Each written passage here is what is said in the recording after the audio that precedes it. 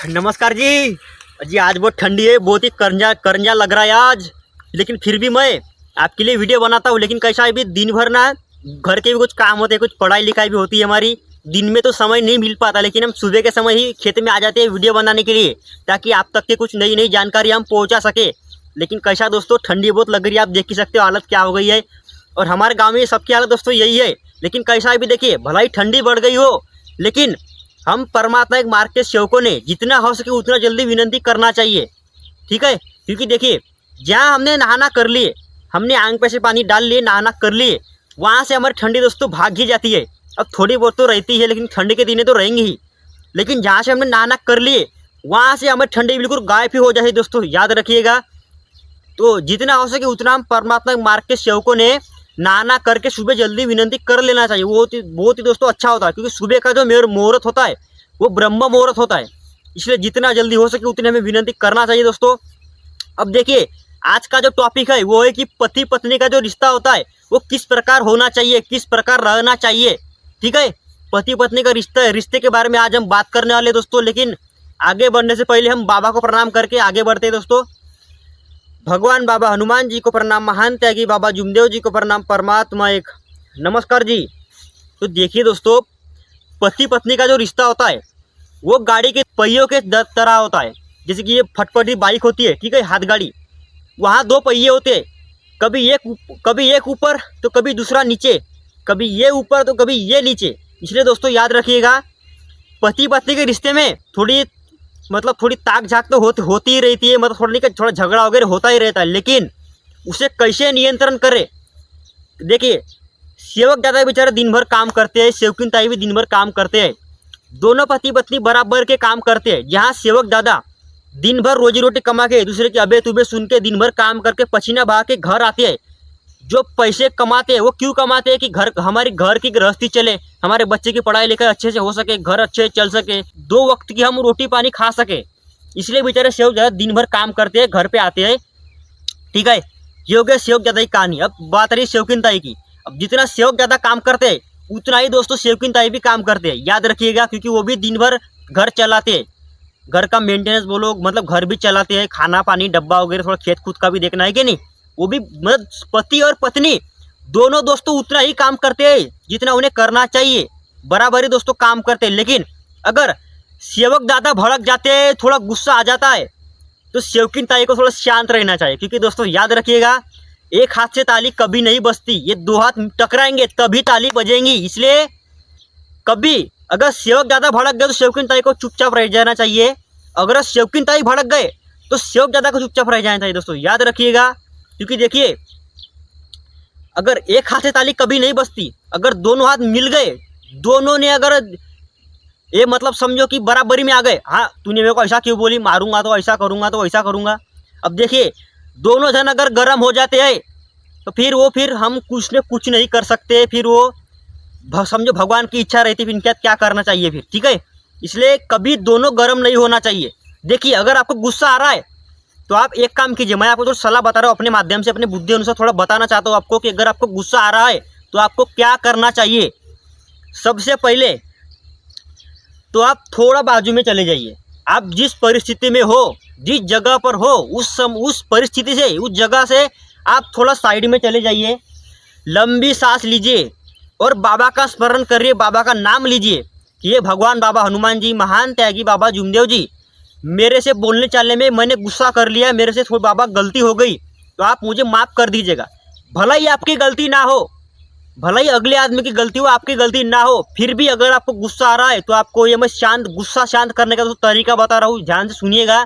आप बाबा को माफ़ी मांग लीजिए, साइड में हट के लंबी सांस लेके बाबा को माफ़ी मांग लीजिए। मतलब भला ही आपकी गलती क्यों ना हो, आप माफ़ी मांग लीजिए और 2 4 5 10 मिनट तक आप थोड़ा बाजू में थोड़ा मतलब अलग ही हट जाइए। जहाँ बिल्कुल शांत वातावरण हो वहाँ अलग ही आप हट जाइए। वो गुस्से क्या आएंगे दोस्तों, याद सुनिएगा ध्यान से कि देखिए, आपको अगर गुस्सा आ रहा है, अगर आप ये चीज़ करते हो कि मतलब बाबा को स्मरण करके माफ़ी मांग के अगर आप थोड़ा बाजू में चले जाते हो तो आपका गुस्सा हट ही जाएगा दोस्तों, याद रखिए। मेरी 100% गारंटी है दोस्तों, याद रखिएगा। क्योंकि देखिए, जहाँ गुस्सा आ रहा है, अब देखिए समझो एक लोहा है वो गर्म है और जानबूझ के हम वो हाथ डालेंगे तो गर्म नहीं होएगा, और तो हाथ हमारा जल जाएगा। इसलिए जहाँ गुस्सा का माहौल बन रहा है वहाँ से आप हट ही जाइए, क्योंकि गुस्से के माहौल में रहेंगे तो हो सकते हम भी पिछड़े में चले जाए। ठीक है, जहाँ 2 लोगों का झगड़ा हो रहा है वहाँ 5 लोग जाएंगे और एक ने बीच में बोल लिया तो वो भी गया, काम उसका भी खत्म, तो वो 2 जन का झगड़ा 3 जन पर चल जाता है। इसलिए जहाँ गुस्से का माहौल बन रहा है वहाँ से आप हट ही जाइए, अलग ही रह जाए थोड़ी देर, आपका गुस्सा ऑटोमेटिकली शांत हो जाएगा। और एक चीज़ याद रखिएगा दोस्तों, गुस्से में लिए हुए निर्णय, गुस्से में किए गए काम, ये कभी वापस नहीं आते, हमेशा गलत ही होते। याद रखिएगा, ये चीज़ मैं बता रहा हूँ आपको, याद रखिएगा। गुस्से में किए गए निर्णय दोस्तों हमेशा गलत ही होते हैं, क्योंकि हम गुस्से में भलती ही सोच बैठते हैं, कुछ भी सोच बैठते हैं, हम कुछ गलत अच्छा कुछ भी सोच बैठते हैं। और अगर गुस्से में अगर हम काम कर जाते हैं, वो काम तो 100% गलत होता है और उससे हमारा कुछ भी समाधान नहीं होता। हम उल्टा गुस्सा शांत होने के बाद हम उस कार्य से किए गए, मतलब अब देखिए गुस्सा आता है, हम गुस्से में कुछ भी निर्णय ले लेते हैं, और अगर हम कुछ गलत निर्णय ले लेते हैं उसके बाद हमारा जब गुस्सा शांत होता है तब हमें बराबर याद आती है कि अरे यार मैंने एक गलती क्यों किया, गुस्से में मुझे ऐसा नहीं करना चाहिए था, लेकिन क्यों हुआ, गुस्से से हुआ। इसलिए दोस्तों याद रखिएगा, पति पत्नी का जो रिश्ता होता है मतलब वो कैसा, गाड़ी के 2 पहियों की तरह होता है, एक ऊपर तो एक नीचे। कभी एक भड़क जाते हैं तो कभी दूसरे को शांत रहना चाहिए, कभी ये भड़क गए तो इनको शांत रहना चाहिए दोस्तों, याद रखिएगा। अब जैसे कि समझिए कि मोटरसाइकिल बोले तो बाइक, वहाँ 2 पहिए होते हैं। अब उदाहरण के तौर पर समझ लीजिए, आगे का चक्का बोले तो पत्नी और पीछे का चक्का बोले तो पति। अगर एक चक्के को निकाल दिया जाए तो गाड़ी चलेंगी क्या? नहीं चलेंगी। ठीक है, तो वैसे ही समझिए दोस्तों कि अगर गाड़ी के 2 पहिए हैं, अगर एक चक्का पंचर हो गया तो पीछे का चक्का चाहे कितना भी चलने लग जाए, कितना भी ढकल ले, लेकिन गाड़ी नहीं चल पाएंगी। और अगर पीछे का चक्का पंचर हो जाए तो आगे का चक्का कितना भी ये कर ले, एक्सीलेटर दबा ले, गाड़ी नहीं चल पाएंगी। तो वैसे ही पति पत्नी को एक में का गुस्सा बोले और कुछ भी बोले, जिंदगी से रिलेटेड हर चीज़ मैनेज करना सीखना चाहिए। क्योंकि देखिए हमें अपनी ज़िंदगी में क्या करना है, आगे क्या करना है, इन सब की चिंता हमें रहना चाहिए। क्योंकि अगर हम बस ऐसे ही आज का दिन गया हो गया, आज का दिन गया हो, बात ख़त्म, कल के बारे में हम सोच ही नहीं रहे हैं, तो कल का दिन हमारा आएगा भी या नहीं तो हमें कुछ पता नहीं है। इसलिए देखिए पति पत्नी का जो मतलब गुस्सा होता है, अब वो देखो दोस्तों, गुस्सा सिर्फ 4-5 मिनट का ही होता है, 4 या 5 मिनट का गुस्सा होता है, लेकिन ये जो समय होता है 4-5 मिनट का, बहुत ही खतरनाक होता है, बहुत ही जानलेवा बोल सकते हैं इसको आप, बहुत ही बेकार समय होता है ये गुस्से का। और इस गुस्से में कई हादसे, कई केस हो चुके हैं। अब आपको तो पता होंगे क्या केस हुए हैं, हमने भी कई केस देख लिए, सुन लिए है। ठीक है, तो ये जो गुस्से का जो 4-5 मिनट होते हैं ना दोस्तों, ये बहुत ही खतरेदार होते हैं। इसलिए गुस्से में हो सके तो शांत रह जाइए, कोई मतलब नहीं गुस्सा करने से, क्योंकि अभी हमने गुस्सा किए, बाद में हमें शांत होना ही है, होएंगे, क्योंकि ज़िंदगी भर थोड़ा गुस्सा करेंगे ना। और देखिए अगर पति पत्नी में गुस्से की बात हो जाती है तो उस समय आप कुछ भी मत बोलिए, बिल्कुल शांत रह जाइए। हाँ ना, जब गुस्सा ठंडा हो जाए तब शांति से आप पूछ लीजिए कि आप मेरे पे गुस्सा क्यों हुए। अगर पति देव गुस्सा हो रहे हैं तो पत्नी को पूछना चाहिए कि आप मेरे पे गुस्सा क्यों हुई है। लेकिन गुस्सा ठंडा होने के बाद और अगर पत्नी गुस्सा हो गई तो पति देव को शांति से पूछना चाहिए कि आप मेरे पे गुस्सा क्यों हुए थे, क्या कारण था, क्या वजह थी। तो ऐसा दोस्तों करना चाहिए, मैनेज करना पति पत्नी को सीखना चाहिए।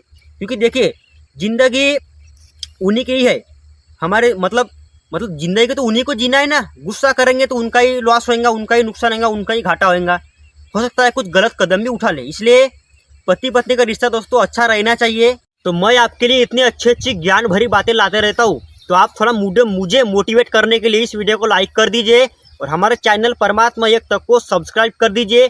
तो चलिए जानते हैं थोड़ी कहानी के माध्यम से कि पति पत्नी का रिश्ता किस प्रकार होना चाहिए। तो देखिए दोस्तों, एक गांव में 2 व्यक्ति थे। ठीक है, 2 व्यक्ति थे। तो एक व्यक्ति जो है वो अपनी पत्नी के साथ रहता था, मतलब एक व्यक्ति और उसकी पत्नी, एक जोड़ा हो गया। फिर अगला जोड़ा एक व्यक्ति उसकी पत्नी, तो ऐसे 2 व्यक्ति थे, वो अपनी पत्नी के साथ रहते थे। उनके अलग अलग घर थे, साथ में बिल्कुल रहते थे मिलजुल के। ठीक है, लेकिन दोनों पति जो थे वो बेचारे साथ में ही काम पे जाते थे, अपने काम पे जाते थे, दिन भर की रोजी रोटी कमाते थे, घर पे आते थे। ऐसी उनकी गृहस्थी बहुत ही अच्छी चल रही थी। लेकिन अब कहानी में ट्विस्ट देखिए, अब दोनों पति बेचारे काम करते थे, दिन भर मेहनत करते थे, पसीना बहाते थे, लेकिन फिर वो उनको जो पैसा मिलता था, ठीक है ना, हम काम करेंगे तो पैसा मिलेंगे ना हमारे को, दिन भर काम करेंगे तो हमारे को पैसा मिलता ही है। तो वैसे ही दोनों पतियों को मतलब पैसे मिलते थे, दिन भर के काम की के जो पैसे थे उनको मिलते थे। तो दोनों पति अपनी पत्नियों के पास पैसे देते थे, दोनों पति अपनी पत्नियों के पास पैसे देते थे रखने के लिए, क्योंकि कहाँ देंगे, तो बैंक तो है ही नहीं घर पे कुछ, अब पत्नी उनकी होम मिनिस्टर उनको देना पड़ेगा ना। तो दोनों पति अपने पत्नियों के पास पैसे देते थे। लेकिन अब देखिए कहानी में ट्विस्ट, एक पति अपनी पत्नी के पास पैसे देता था, लेकिन उसकी पत्नी क्या करती थी, उसको मतलब उनको जमा रखना चाहिए था, लेकिन वो ऐसे ही फालतू काम में उड़ाते थे। कपड़े है तो कपड़े लेंगे, चप्पल है तो चप्पल लेंगे, गहने है तो गहने लेंगे, ठीक है, सामान मेकअप का सामान है तो मेकअप का सामान भी लेंगे, मतलब सब समझ लीजिए फालतू खर्चे। बेचारा पति दिन भर काम करता है, पत्नी को लाके पैसे देता है, लेकिन पत्नी क्या कर रही है, पैसे उड़ा रही है। दोस्तों ऐसे ऐसे उनकी गृहस्थी तो बराबर थी, चल रही थी, लेकिन पैसे जमा नहीं हो रहे थे। क्यों होंगे, तो कि पैसे खर्च ही हो रहे, तो पैसे कहाँ जाएंगे, वैसे ही वेस्ट होते जाएंगे ना। तो मैंने अभी तक आपको एक परिवार की बात बताया कि पति पैसे कमा रहे हैं और पत्नी पैसे मतलब उड़ा रही है। मतलब ऐसे देखिए, मैं आपको कुछ आपको ही नहीं बोल रहा हूँ मैं, मतलब ऐसे 100 में से कोई कोई होते हैं ऐसे कि मतलब पैसे मतलब थोड़े ज़्यादा खर्च करते हैं, ठीक है। मतलब मेरा बोलने का मतलब ये नहीं है कि मैं मतलब समझो आपको ही बोल रहा हूँ, मतलब ऐसे होते हैं कोई कोई, ठीक है। तो आप मतलब कुछ गलत मत समझिएगा। तो देखिए मैंने अभी तक आपको एक परिवार की बात बताया, पति पैसे कमा रहे हैं, पत्नी पैसे की मतलब थोड़े वेस्ट कर रही है। और अगले परिवार की बात करते हैं कि बेचारा पति पैसे कमा के ला रहे हैं, पत्नी को दे रहे हैं, तो पत्नी बेचारी जमा करके रख रहे हैं। ध्यान से सुनिएगा, पत्नी बेचारी जमा करके रख रहे हैं, इतना इतना करते करते उनके पास पैसा जमा होते जा रहा है। तो क्यों हो रहा है, क्योंकि वो पत्नी जो है मतलब इन परिवार को जो पत्नी है वो पैसे को वेस्ट नहीं कर रहे। अगर कुछ ज़रूरत पड़ रही है तो पति को पूछ रहे हैं कि मैं पैसे खर्च कर सकती हूँ या नहीं, मुझे ये काम है तो मैं पैसे खर्च करूँ क्या। तो वो सिर्फ ज़रूरत के हिसाब से पैसे खर्च करते थे, बाकी का 16 श्रृंगार हो गया, मतलब जो भी मतलब फालतू के मतलब फालतू काम में पैसे वेस्ट नहीं करते थे, सिर्फ ज़रूरत पड़ने पे ही वो वेस्ट करते थे। तो अब देखिए, अब दो परिवार, पहला परिवार दूसरा परिवार, दोनों पति मतलब एक पति पैसे कमा के ला रहे हैं, पत्नी को दे रहे हैं, फिर अगले परिवार का जो पति है फिर वो भी पैसे कमा के ला रहे हैं, पत्नी को दे रहे हैं। लेकिन मतलब एक पत्नी जो है पैसे बेचारी जमा कर रही है, तो इनके पास पैसे जमा होते जा रहे हैं, गृहस्थी उच्च होते जा रही है। फिर इधर अगले परिवार की जो पत्नी है, पति पैसे कमा के ला रहे हैं, पत्नी के पास दे रहे हैं, लेकिन पत्नी क्या कर रही है, फालतू खर्चे मतलब पैसे को उड़ा रही है। कपड़े है तो फिर भी कपड़े ले रही है। अब समझ लीजिए फालतू खर्चा क्या हो सकता है, आप समझ लीजिए। तो इनकी गृहस्थी उच्च होते जा रही है, इनकी गृहस्थी नीचे होती जा रही है। तो वैसा ही समझिए कि पति पत्नी के रिश्ते में मैनेज करना सीखना चाहिए। अब थोड़ा दबाव भी होना चाहिए, समझो तुम्हारा पैसा तुम कुछ भी करो, थोड़ा दबाव भी होना चाहिए पति पत्नी के बीच में कि मतलब कैसा फालतू में खर्चा मत कीजिए, हमें बहुत काम है, आगे की गृहस्थी हमें बितानी है, पूरी ज़िंदगी हमारे पास पड़ी है। तो दोस्तों कैसा थोड़ा दबाव भी रखना चाहिए। मतलब कैसा है, देखिए टीचर अगर कड़क रहे तो स्टूडेंट बराबर जवाबदार बनते ही है। अगर टीचर ही जवाबदार नहीं रहे, ढीले पोल नहीं रहे तो देखिए स्टूडेंट ऐसे ही बनेंगे। तो इसलिए पति और पत्नी को एक पे मतलब कैसा है, ज़्यादा गुस्सा भी नहीं करना चाहिए और समझाती बातें करना चाहिए, विचार दोनों के मिलना चाहिए। अब ये मैंने आपको जो बताया, जो कहानी बताया, जो आपको मैंने आपको बताया हूँ, तो ये सब दोस्तों मैंने अपने बुद्धि अनुसार आपको बताया हूँ। आप सीधा साधा अर्थ इसका यही निकालिए कि हमें सत्य मर्यादा प्रेम की वागणूक रखनी है, हमें ज़िंदगी आगे गुजर बसर करनी है, ज़िंदगी को यही ख़त्म नहीं करनी है, हमने आगे भी कुछ सपने देख रखे हैं, आगे भी कुछ हमें करना है। तो दोस्तों इसके लिए हमें बस एक ही चीज़ करना है कि आप मतलब पति पत्नी को एक में को मैनेज करना सीखना चाहिए, एक में के विचार मिलना चाहिए, कभी एक में पे गर्म नहीं होना चाहिए, एक गर्म तो दूसरा शांत होना चाहिए, अगर एक गर्म तो अगला शांत होना चाहिए। दोस्तों याद रखिएगा। और ये मैंने आपको पूरा अपने बुद्धि अनुसार बताया हूँ, ये टॉपिक जो है पति पत्नी का रिश्ता किस प्रकार होना चाहिए, तो मैंने दोस्तों ये अपने बुद्धि अनुसार आपको बताया हूँ। और अगर मेरे बोलने चालने में कुछ गलती हुई होंगी तो आप मुझे सभी सेवक सेविकाएं क्षमा करें। और अगर आपको ये वीडियो अच्छी लगी तो इस वीडियो को लाइक कर दीजिए, और चैनल पर नए हैं तो हमारे चैनल परमात्मा एक तक को सब्सक्राइब कर दीजिए दोस्तों। तो मिलते हैं नेक्स्ट वीडियो में, तब तक आप अपना ख्याल रखिए। सभी सेवक सेविकाओं को मेरा आदरपूर्वक नमस्कार जी।